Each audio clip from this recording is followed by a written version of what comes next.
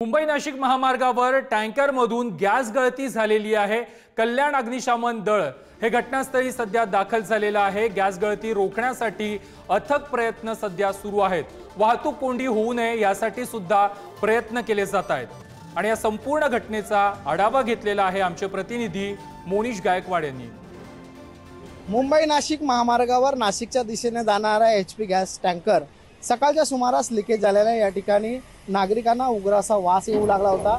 या घटनेची माहिती मिळताच अग्निशमन दल असो, महसूल विभाग व आपत्कालीन विभाग यांनी या ठिकाणी दाखल होऊन या गॅस लिकेजची संपूर्ण कारवाई या ठिकाणी सुरू करण्यात आली आहे।